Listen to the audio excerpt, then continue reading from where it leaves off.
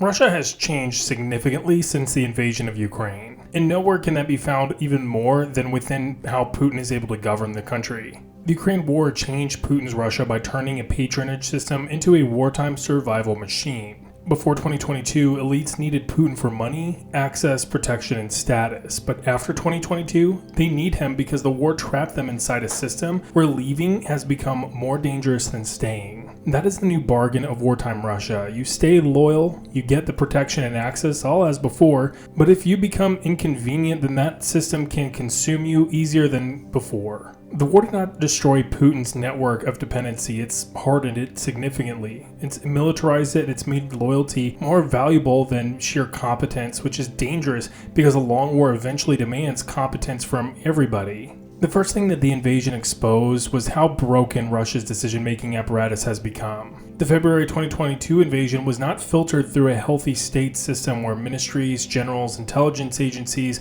a functioning or active parliament, or regional governors and leadership could openly challenge a catastrophic war plan. It came from a deeply personalized regime where institutions had been trained to execute, flatter, and anticipate what the top wanted to hear. Personalist dictatorships create exactly this danger: weak constraints on the ruler, distorted information, and very little ability for institutions to stop a bad decision before it becomes national policy. So, the first lesson of the war was not that Putin's system failed to control Russia, it was that the Putin system controlled Russia so tightly that almost no one could stop the disaster before it started. This is the early payoff that we see. The war made Putin's system stronger at obedience but weaker at correction. Compare this to a normal government. A normal government can make terrible decisions, but strong institutions create friction that slows that all down, and at least in a democracy, there's some level of accountability, and competent leaders are voted out of office. Someone can still challenge intelligence assumptions, or warn that the army is not ready,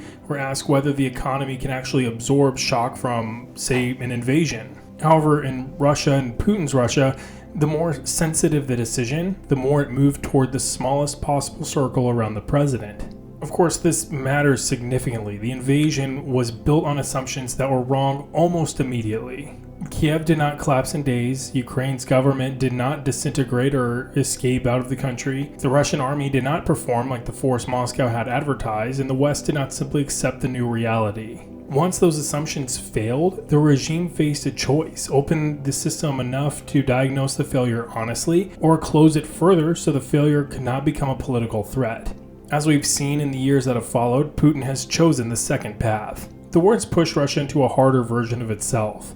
Independent media was crushed more aggressively, public opposition has become more dangerous, the security services have gained a larger role in managing the country, and elites learned that disagreement with the war did not create a political opening, it created personal exposure. And this is why the elite revolt, or the revolt of the oligarchs, has not come to fruition, at least so far not yet. On paper, the invasion hurt many people around Putin. Sanctions targeted Russian officials, oligarchs, banks, companies, state assets, and the broader economy in a massive scale after February 24th. Foreign assets have become harder to use. Western reputations have become toxic. Family members, companies, yachts, accounts, and foreign homes were suddenly much more vulnerable. But that did not push most elites away from Putin, it pushed them deeper into dependence to him. Now that might sound counterintuitive until you look at the direction of the pressure. Before the war, the Russian elite could often imagine a life outside the system. There were apartments in London, children in European schools, money in offshore accounts, lawyers that lived in Switzerland, in a social world where distance from the Kremlin could still feel possible. However, after the invasion, that escape hatch narrowed dramatically. The West has made itself less available, and the Russian state has become more suspicious, and public neutrality is much harder to maintain. It's no longer about personal protection, it's about patriotism and national security. And this is how the war is trapping the elite instead of freeing it.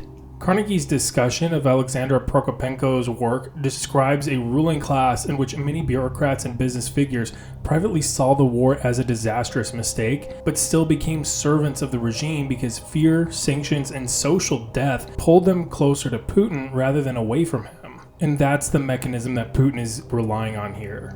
The war damaged the elite, but it also reduced their alternatives. And when a person has no clean exit, loyalty stops being belief and becomes a survival strategy. The cost of defection has risen in other ways too. The war became morally and legally radioactive. The International Criminal Court issued arrest warrants on March 2023 for Vladimir Putin and Maria Lvova-Belova over the alleged unlawful deportation and transfer of Ukrainian children from occupied areas of Ukraine. UN human rights investigators have documented widespread violations in occupied territories, including arbitrary detention, torture, ill treatment, and enforced disappearances.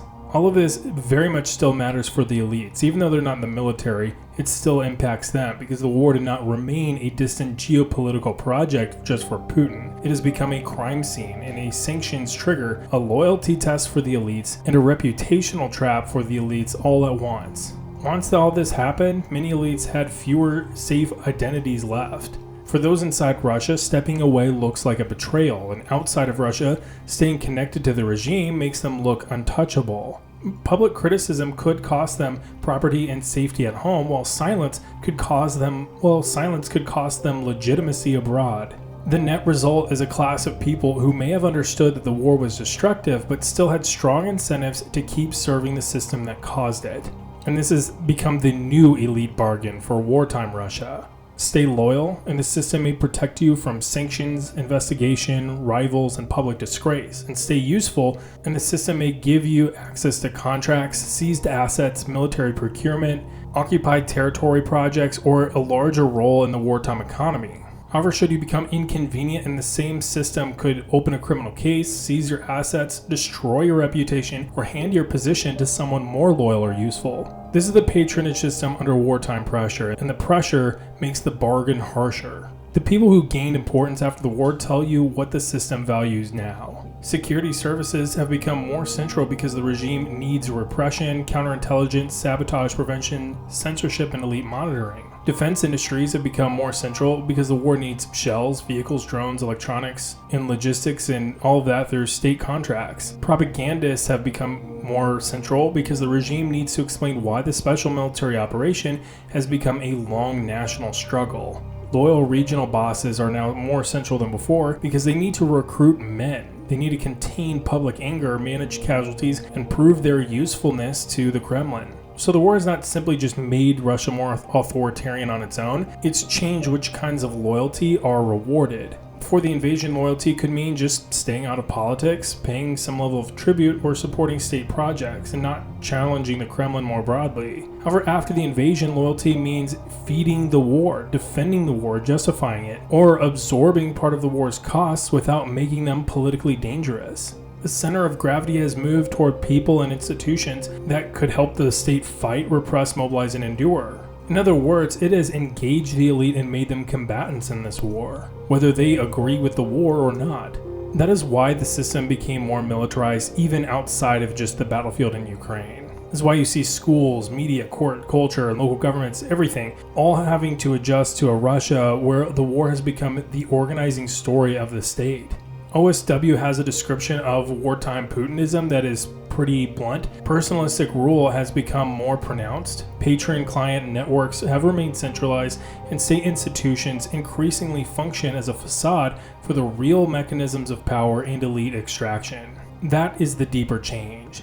The war did not replace the patronage system with pure military rule. It made the patronage system serve the war. This is where the loyalty started beating competency more openly. Competence still matters, especially in finance, logistics, defense, and battlefield command, but political safety increasingly depends on loyalty first. A competent official who becomes inconvenient is now dangerous. A loyal official who produces mediocre results can survive longer if he remains useful to the political system. That creates a slow poison inside the state because the war requires competence at exactly the moment that the regime is rewarding caution, obedience, and ideological performance. You can see all of this in the military side of the system. The war has made generals, defense officials, bloggers, as well as the defense industrial managers and elite more important, but it did not give the military independent political power. CNA's work on wartime Russian civil-military relations highlights tension since 2022 around political intervention in military decision-making. This includes leadership disruption, military legitimacy, and a shock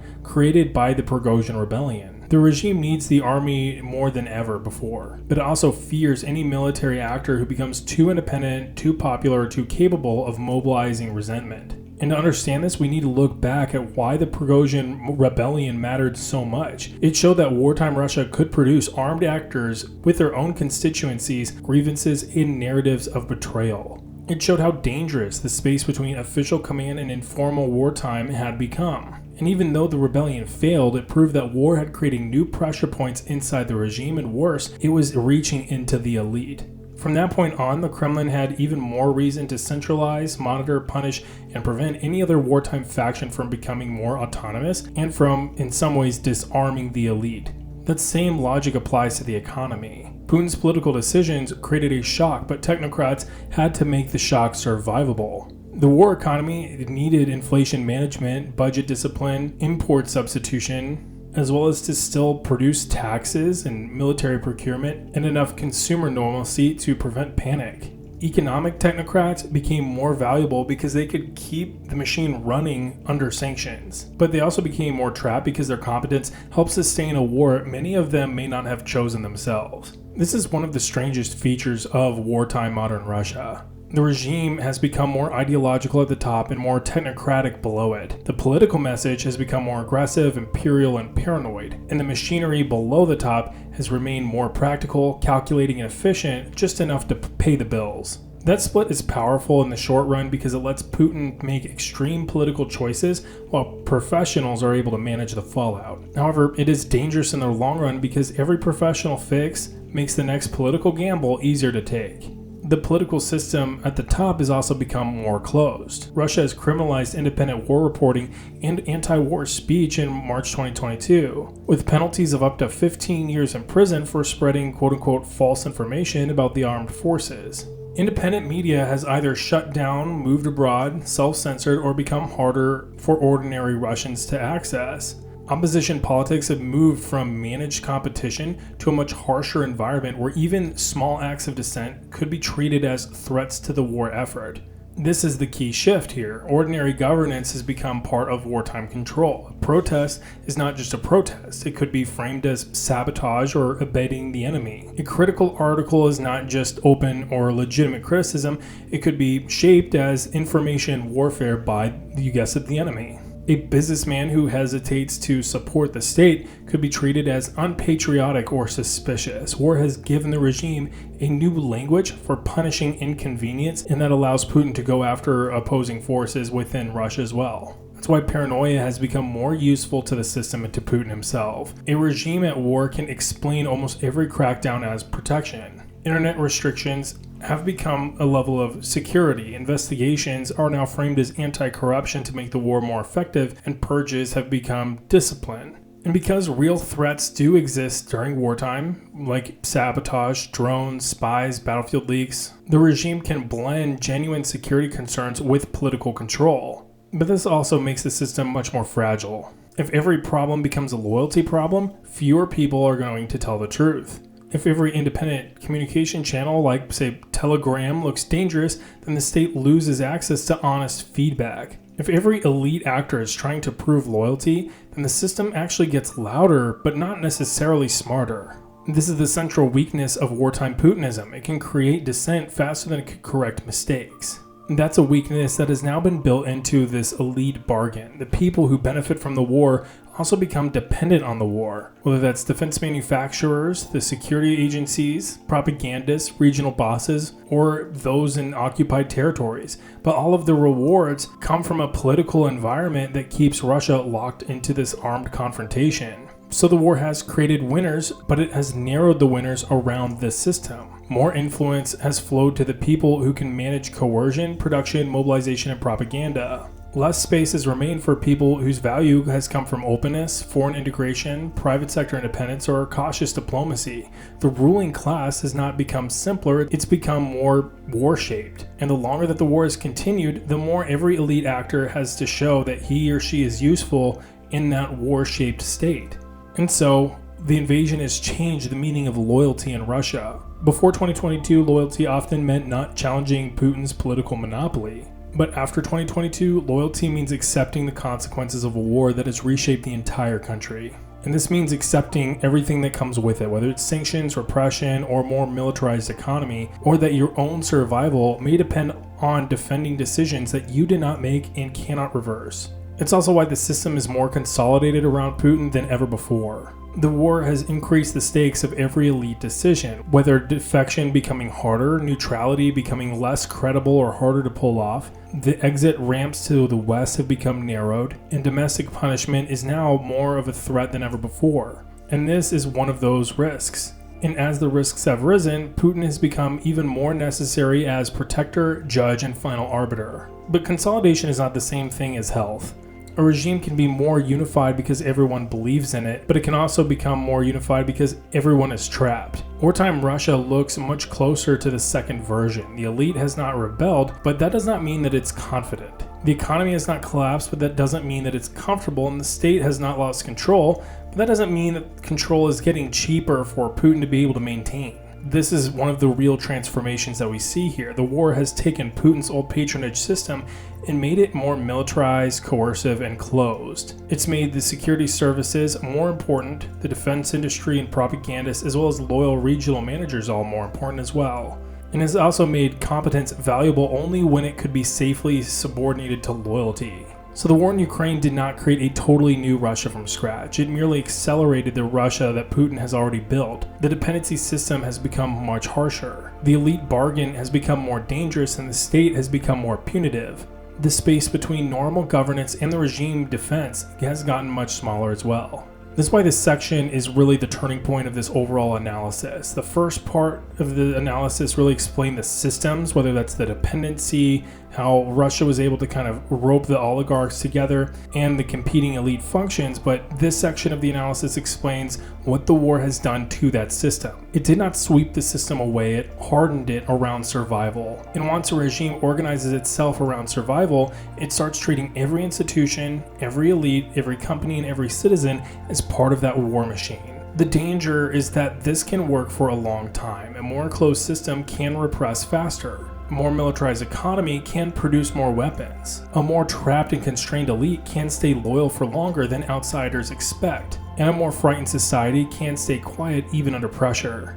But the longer that this war lasts, the more Russia needs exactly what the system is worst at: producing honest information, flexible institutions, competent leadership, and people willing to say what the plan is failing at. That is the question that the war has left Putin's Russia with. His system is more consolidated than it ever was before the invasion. It's also more dependent on coercion, military spending, propaganda, and personal loyalty than ever. That can keep the regime alive, and it can keep the war going, but it also means that every future battlefield problem, budget problem, recruitment problem, or elite problem now lands inside of a system that has made admitting failure more dangerous than the failure itself.